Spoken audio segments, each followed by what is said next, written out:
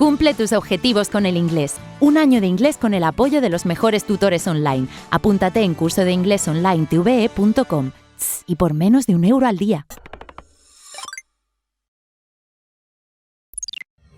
Good morning, good afternoon, good evening. Welcome back. Hello. How old were you when your brother was born? Esa es la frase de hoy. How old were you? ¿Cuántos años tenías cuando nació tu hermano? I was 10. Tenía 10 años. I was 10. También podemos decir I was 10 years old. Bueno, si quitamos years old, I was 10. Lo que no se puede decir es I was 10 years. I was 10 o bien I was 10 years old. How old were you when your brother was? How old were you when your brother was born? How old were you when your brother was born? I was 10. No, I was 11. No, I was 9. No, I was 10. Tenía 10. Era 10, decimos en inglés. How old were you? How old was I? How old was he? How old was she? How old were you when your brother was born? Born. I was 10.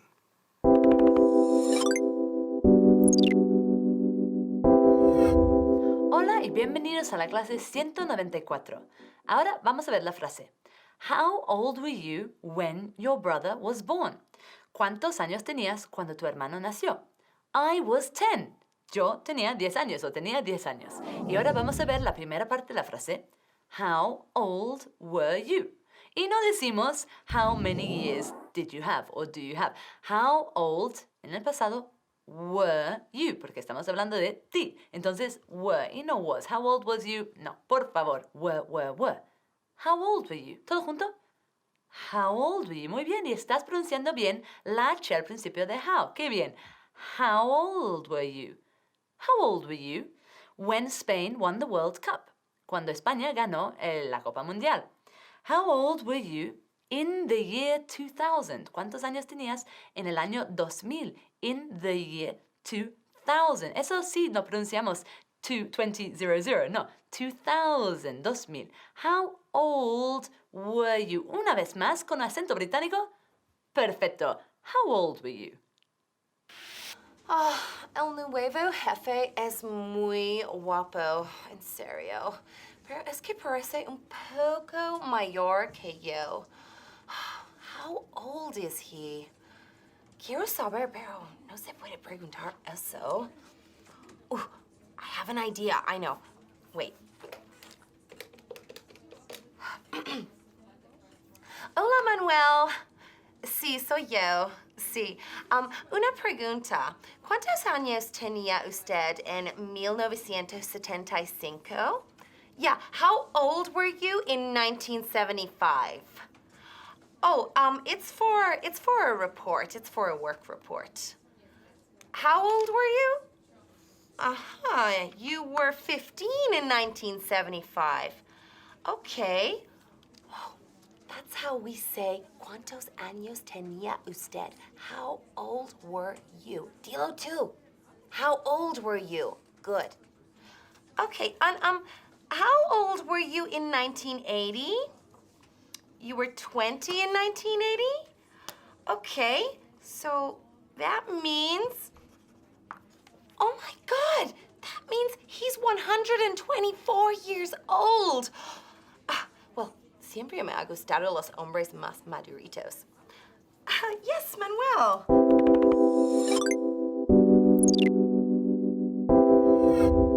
Ahora vamos a ver la segunda parte de la frase. Hemos visto en la primera parte cómo formamos la pregunta ¿cuántos años tenías? ¿Cómo era? How many years? No. How old? Y luego hemos invertido were y you. Y no decimos how old you were, ¿verdad? How old were you? Muy bien. Y aquí tenemos la segunda parte de la pregunta. How old were you? ¿Cuándo nació tu hermano? O cuando tu hermano nació. En inglés, ¿cuál es el orden? El orden que usamos es how old were you when your brother was born. Y no when was born your brother. No, es como una frase normal aquí porque hemos invertido were y you en la primera parte. How old were you when, aunque es when, no es una pregunta, no invertimos la segunda parte. How old were you when your brother. No olvides el was, la was born, porque la estructura es to be born. Entonces, how old was your mom when you were born? ¿Cuántos años tenía tu madre cuando naciste tú? How old was your brother when you were born? ¿Cuántos años tenía tu hermano? This is when my brother was born. You see? See, Mr. Bigglesworth? When my brother was born. When my brother was born. In this picture, when my brother was born, I was 5 years old. I was 5 years old when my brother was born. When my brother was born. To be born. When my brother was born. I was 5 when my brother was born. Yes. He was born at 11 o'clock in the morning. What time was your brother born? Was your brother born in the morning? My brother was born in the morning. When was your brother born? Mine was born in the morning. He was born before the internet. My brother was born before technology was so wonderful. He was born when I was 5. He was born before I even discovered a computer. He was born a long time ago. My brother.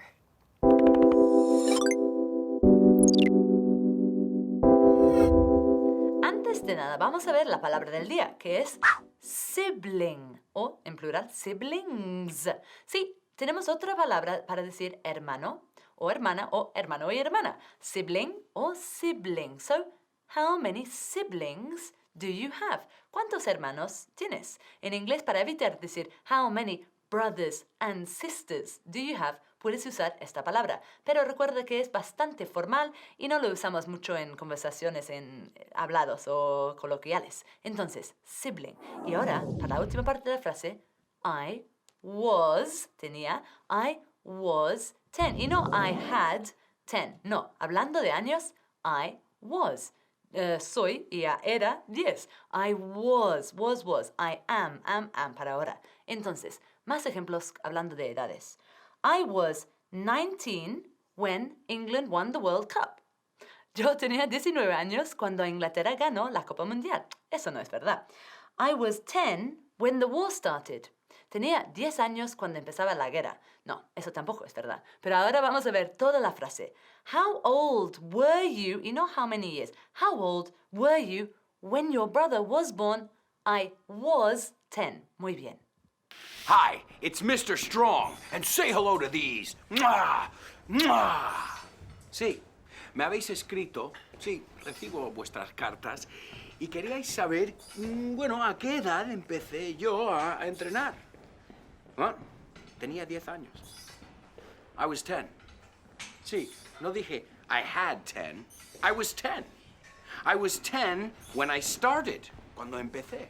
I was 10 when I first played football. Yeah, cuando jugué por la primera vez.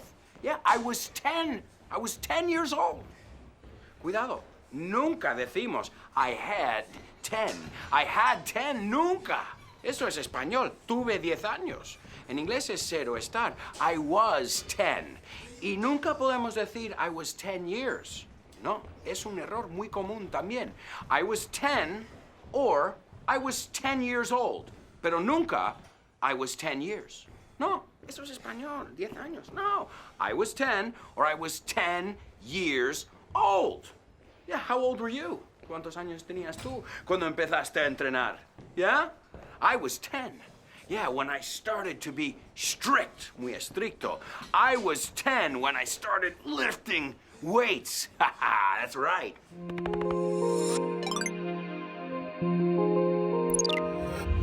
Have you met Julia yet? Yes, you introduced us yesterday, remember? Have you met Julia? Yes, you introduced us yesterday. Huh? Do you remember? Remember? Okay. Have you met Julia? Have you met? ¿Has conocido a esta Julia, a la Julia? Have you met Julia? Yes. Nos presentaste ayer. ¿No te acuerdas? Yes, you introduced us yesterday. Yes, you introduced us. You introduced us. La E de introduced, con sonido de T al final, se enlaza con la U de us. You introduced us yesterday. Remember? El remember se implica do you remember or don't you remember. ¿Eh? ¿Te acuerdas? ¿No te acuerdas? Remember? Remember? Remember? Yes. Have you met Julia yet? Yes. You introduced us yesterday. Remember?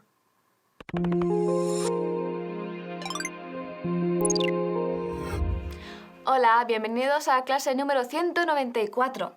Y la frase de hoy es Have you met Julia? Yes, you introduced us yesterday. Remember? Que en español es ¿conoces a Julia? Sí, me la presentaste ayer. ¿Recuerdas? Bien, vamos con la primera parte. Have you met? ¿Conociste o has conocido? Have you met? Bien, pues ojo porque conocer en inglés son dos verbos distintos. Conocer puede ser to meet o to know. En este caso estamos tratando con to meet, que quiere decir el primer contacto con alguien, cuando les conoces por primera vez. Luego, to know es cuando ya les conoces personalmente. Así que to meet es un verbo irregular, por lo que decimos every day I meet, yesterday I met y lately I've met. Vamos a ver algunos ejemplos. Have you met my brother? I've met him, but he's only an acquaintance. Y aquí tenemos la palabra al día, acquaintance, que es un conocido. Muy bien, nos vemos en un minuto. Julia? Have you met Julia? Have you met Julia? What was that?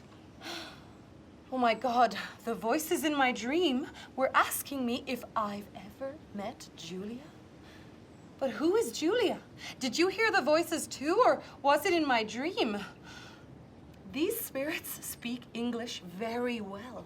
They said, have you met Julia? ¿Has conocido a Julia?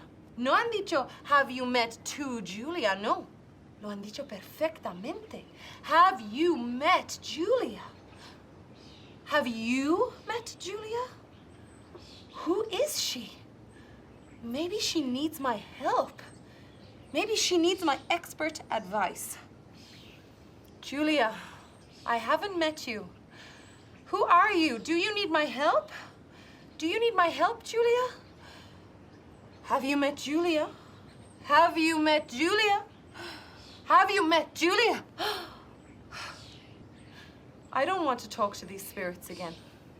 I haven't met Julia. Spirits, leave me alone. I haven't met her.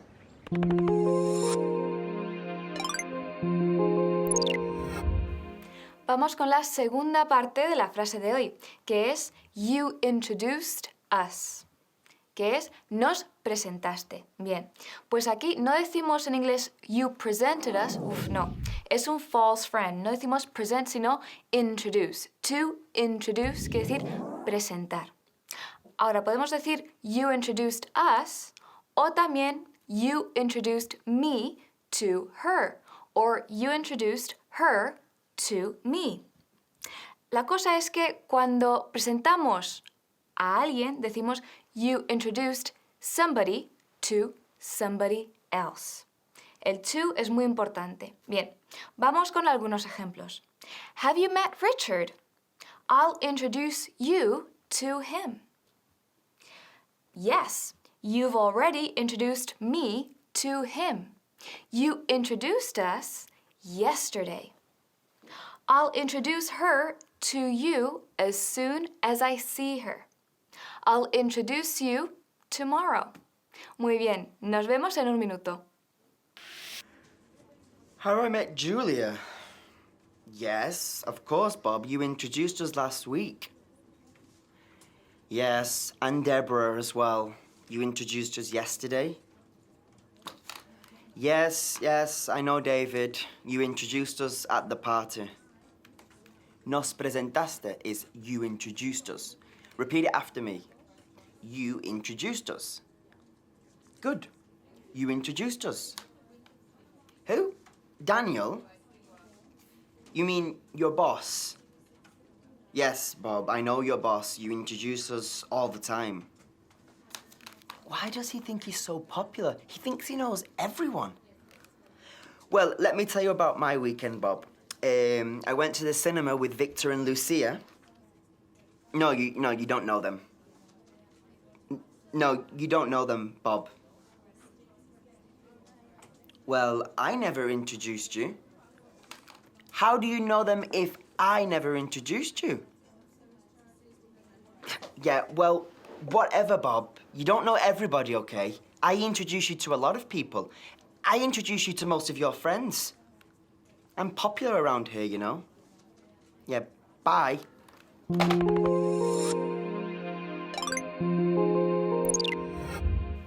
Vamos con la tercera parte de la frase de hoy, que es remember, ¿recuerdas o te acuerdas? Ahora esto es un poco más informal ya que estamos omitiendo el do you remember y sencillamente decimos remember, ¿te acuerdas? ¿Recuerdas? Bien, ahora cuidado que no decimos remind, porque to remind es cuando alguien nos ayuda a acordarnos de algo, mientras to remember es cuando nos acordamos por nosotros mismos. Bien, vamos a ver algunos ejemplos. I gave it to you yesterday.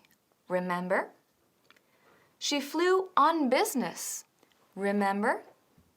It took quite a long time. Remember?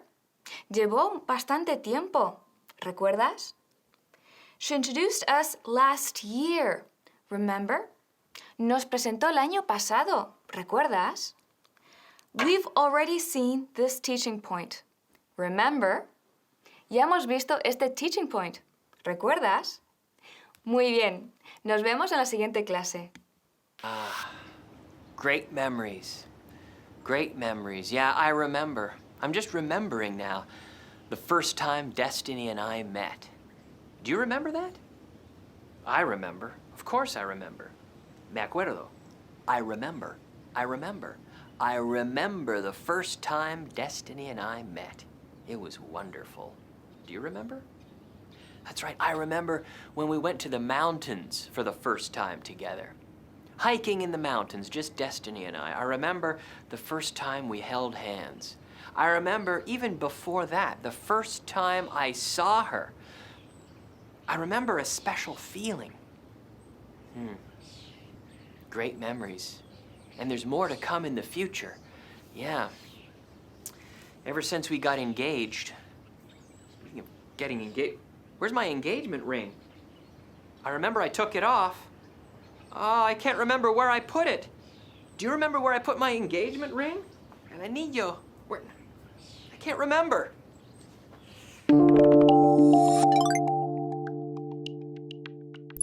Hello, how are you? Welcome back. Okay, a new sentence. It's highly unlikely that he'll follow up on that subject. Es altamente improbable, curioso que altamente, highly, como adverbio, se usa mucho con la palabra unlikely, improbable. Es bastante improbable, es muy improbable, decimos mucho highly, casi siempre. It's highly unlikely. Sin embargo, no decimos it's highly likely. Decimos it's very likely. Curioso. Pero con unlikely, improbable, decimos highly. It's highly unlikely that he will follow up on that subject. Follow es seguir. Ahora, realizar un seguimiento apropiado de un tema, por ejemplo, es to follow up on. Follow up on. To follow up es hacer un seguimiento. Pero si dices del tema, tienes que poner on, no de, of. Follow up on that subject. It's highly unlikely that he'll follow up on that subject.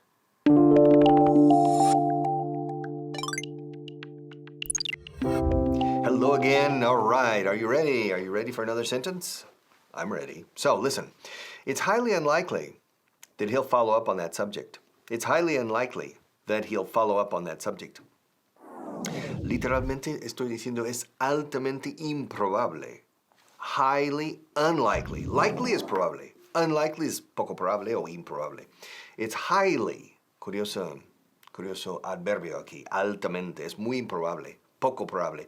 It's highly unlikely that he'll follow up, que haga un seguimiento, un proseguir detrás de ese tema, that he'll follow up on that subject. Olvídalo, ni lo va a mirar.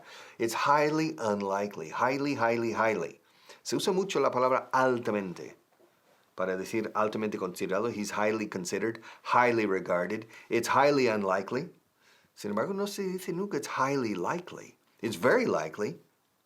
Cuando es afirmativo, muy probable. It's very likely. Pero con unlikely, curiosamente, casi siempre decimos highly. It's highly unlikely. Highly, highly, highly unlikely. Hey, how's it going? You know, recently I've been receiving a lot of phone calls and emails asking for my advice. So, I've decided to give you some of my recommendations and about how you can be as successful with women as I am.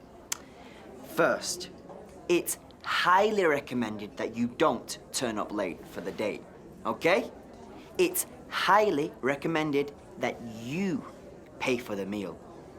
And you, it's highly recommended that you practice this grammar point with me. It's highly recommended. Next, it's highly recommended that you ask her a lot of questions about her, okay?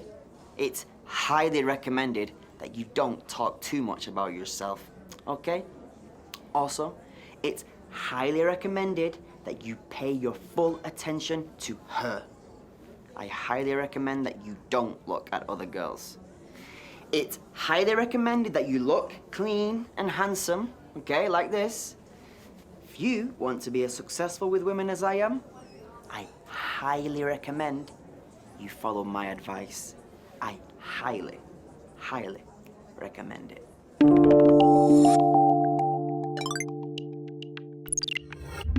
All right, are you ready? Part 2. It's highly unlikely, es altamente improbable, literalmente. It's highly unlikely that he'll follow up on that subject. Que se hará un seguimiento con respecto a ese tema. It's highly unlikely, unlikely. Probable is probable o likely. Likely, likely, likely. Probable. Lo contrario, poco probable o improbable es unlikely, unlikely. Improbable, con im con probable. Improbable, unlikely, unlikely. It's highly unlikely. It's very unlikely. It's highly unlikely. What's the probability that I will continue teaching for the next 50 years? It's highly unlikely. And the word of the day es una expresión más que una palabra. Suministro, bueno, la oferta y la demanda. Supply and demand. Supply, supply. Literalmente el suministro y la demanda. Suministro y demanda. Aprovisionamiento, demanda. Supply and demand. Supply and demand. La curva de la oferta y la demanda. The supply and demand curve. It depends on supply and demand. Supply and demand. Supply and demand. Ole! It's another great day in Spain. A really great day in Spain for me because I just got another job. That's right, I'm going to be doing interviews. Well, actually, people are going to be interviewing me for a magazine article. That's right. You see, it's highly unlikely, or it was highly unlikely, that the magazine would find anyone else except me because, come on, I'm here. I'm practically famous. They read my articles in Spanish Traveler magazine. They know me. It's highly unlikely that they would find anyone else who's better than me. Say it out loud. It's highly unlikely. It's not very probable. It's highly unlikely. It's highly unlikely. Very good. Yeah. In fact, it's highly unlikely that tourists would understand a Spanish person speaking in English as well as they would understand me.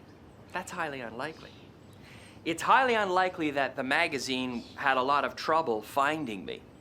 Because, of course, like I said, they read my articles. They know me. I'm practically famous. Now, it's highly unlikely that I'll run out of work before the summer. I've got lots of work now. I'm busy. I've got a lot of projects. It's highly unlikely that they're going to have any problems with my language skills because my English and my Spanish are perfect. It's great.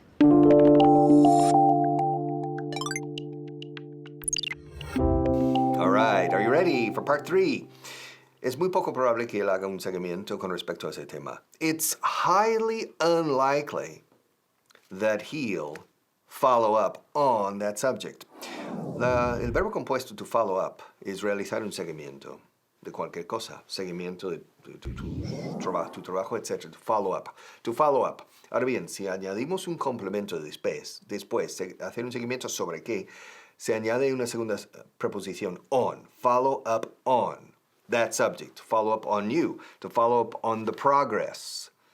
Hay que añadir on, por obligación. Okay, to follow up on. It's highly unlikely that our friend, Pepe, will follow up on that subject. So, I need to find somebody else to follow up on that subject. I don't have time to follow up on it. Do you have time to follow up on it? Somebody needs to follow up on it because this is a very important subject. We have to follow up on that subject and we have to follow up on everything we do. If we initiate things and then we don't follow up on those things, in the end we'll fail. If we initiate things, we need to follow up on them. Yeah, I know, Mike. Mike, it's too late now. Yeah, but it's highly unlikely that she'll follow up on that subject. Well, why? Why is it unlikely? Because she's busy. She has a million things on her plate. Yeah, she has a million things happening right now. So it is highly unlikely that she'll follow up on that subject. Trust me. I know Harriet. She's really busy. And it is highly unlikely that she'll follow up on the subject, okay? Don't worry, buddy. Okay, bye-bye. Oh, Mike is always stressing out. Well, I told him that it is highly unlikely. Eso es. It is highly unlikely, que poca probabilidad. It is highly unlikely that she will follow up on the subject. Yes, seguimiento. Follow up. Seguir. To follow up.